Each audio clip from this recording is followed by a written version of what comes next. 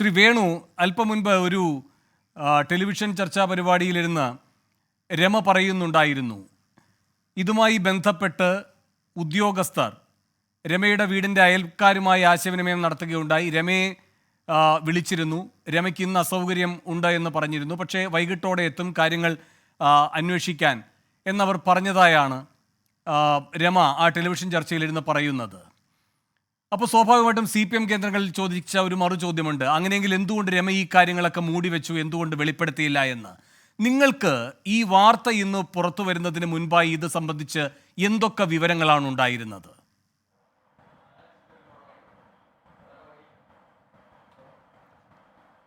എന്നെ സംബന്ധിച്ചിടത്തോളം ഈ വാർത്ത ഇന്നലെയാണ് ശ്രദ്ധയിൽപ്പെട്ടത്. സ്വാഭാവികമായും ഇതിൻ്റെ ഉള്ളടക്കം സംബന്ധിച്ച് ഞങ്ങൾ അഡ്വക്കറ്റുമായി സംസാരിച്ചു. ഇന്നലെ രാത്രി ആകുമ്പോഴത്തേക്കും വാർത്ത വന്നിരുന്നു. ഒന്ന്, TP ചന്ദ്രശേഖരൻ വധക്കേസിലെ കൊടും ക്രിമിനലുകളെ വിട്ടയക്കണമെന്ന് അതിയായ ആഗ്രഹം CPM-നും ഈ ഗവൺമെൻറ്റിനും ഉണ്ട് എന്നത് വസ്തുതയാണല്ലോ. നേരത്തെ ഒരു തവണ ഇതുപോലെ തന്നെ ചന്ദ്രശേഖരൻ കേസിലെ പ്രതികളെ വിട്ടയക്കാൻ വേണ്ടി ഒരു അന്വേഷണം പോലീസിൻ്റെ ഭാഗത്തുനിന്ന് വന്നിരുന്നു.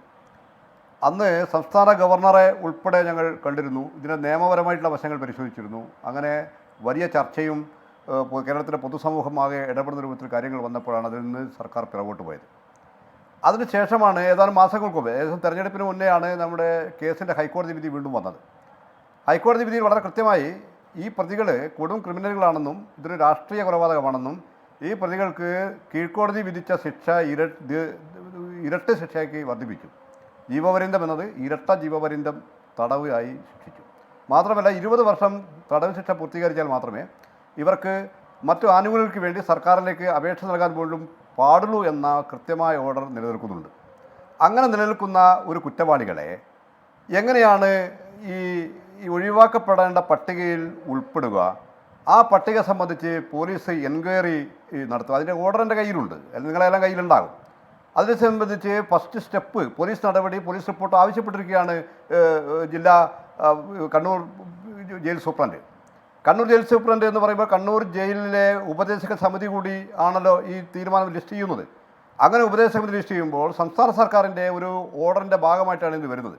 സ്വാഭാവികമായും കണ്ണൂരിലെ ജയിൽ സൂപ്രണ്ട് ഇത് ചെയ്യുമ്പോൾ സ്വാഭാവികമായും ഇത് സംസ്ഥാന ആഭ്യന്തര വകുപ്പിൻ്റെ അനുമതിയില്ലാതെ ഒരു ജില്ലാ ജയിൽ സൂപ്രണ്ട് കൊടും ക്രിമിനലുകളെ വിട്ടയക്കാൻ വേണ്ടിയുള്ള പ്രാഥമിക നടപടിയിലേക്ക് കടക്കില്ല എന്ന് അരിയാഹാരം കഴിക്കുന്ന എല്ലാവർക്കും അറിയാം. ശ്രീ എൻ വേണു, ഒന്ന് രണ്ട് കാര്യങ്ങൾ വ്യക്തത വരുത്തിക്കോട്ടെ. ഈ ഫെബ്രുവരിയിലെ അതിപ്രധാനമായ കോടതി ഉത്തരവ്, ഹൈക്കോടതി ഡിവിഷൻ ബെഞ്ചിന്റെ ഉത്തരവിൽ ഈ ഇരട്ട ജീവപര്യന്തം അടക്കം ശിക്ഷ ഉയർത്തിയ പ്രതികൾക്ക് പരോൾ അനുവദിക്കരുത് എന്നുണ്ടോ ഇല്ലയോ?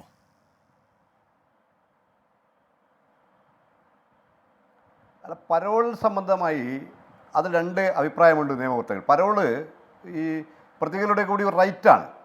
നിയമപ്രകാരമുള്ള ഒരു പ്രതികൾക്ക് ഏതൊക്കെ സമയത്ത് പരോൾ കൊടുക്കാമെന്ന നിയമപ്രകാരം ഒരു സംവിധാനമുണ്ട്.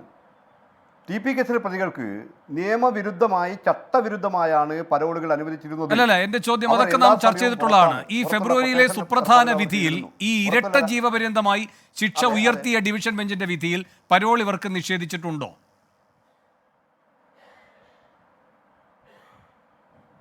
അല്ല, പരോള് നിഷേധിക്കുന്ന രൂപത്തിൽ ഞാൻ മനസ്സിലാക്കുക. പരോൾ എന്ന് പറയുന്നത് എല്ലാവർക്കുമുള്ള അവകാശമാണത്.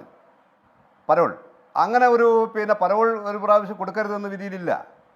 ഉള്ളത് ഇവർക്ക് മറ്റ് എന്ന് പറഞ്ഞാൽ ഒഴിവാക്കപ്പെടുന്നത് ഉൾപ്പെടെയുള്ള മറ്റു ആനുകൂല്യങ്ങൾക്ക് അപേക്ഷ നൽകണമെങ്കിൽ 20 വർഷം പൂർത്തീകരിക്കണം.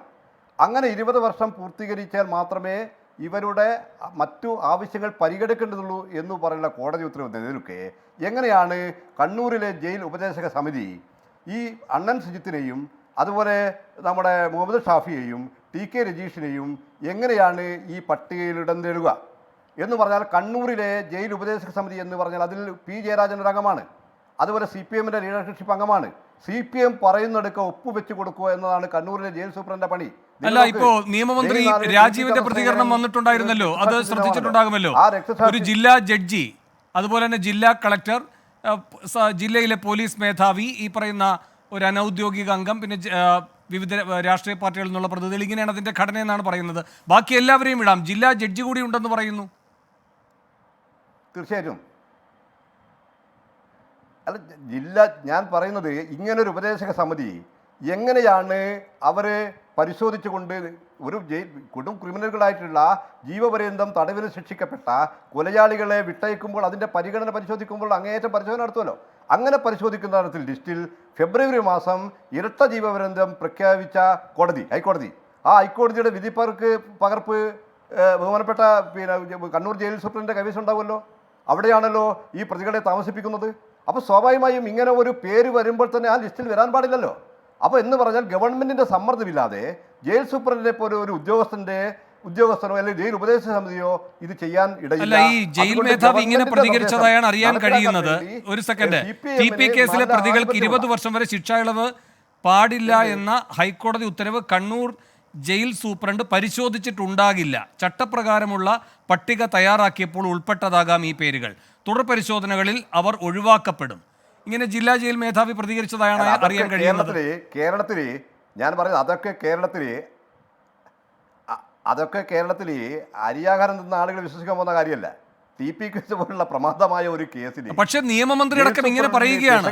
ഈ അരിയാഹാരം കഴിക്കാത്ത നിയമമന്ത്രി അടക്കം ഇങ്ങനെ പറയുകയാണ് ശ്രീ എൻ വേണു. അതുകൊണ്ടാണ് ഞാൻ ചോദിക്കുന്നത്, ഒരു സെക്കൻഡ്, അതുകൊണ്ടാണ് ഞാൻ ചോദിക്കുന്നത്, ഈ പറയുന്ന ജയിൽ സൂപ്രണ്ട് അടക്കമുള്ളവരെ രാഷ്ട്രീയമായി സ്വാധീനിക്കാം, അധികാരം ഉപയോഗിച്ച് സ്വാധീനിക്കാം. അവിടെയാണ് ഈ ജില്ലാ ജഡ്ജ്, ഒരു സെക്കൻഡ് സാർ, ഈ ജില്ലാ ജഡ്ജിന്റെ റോൾ എന്താണ്?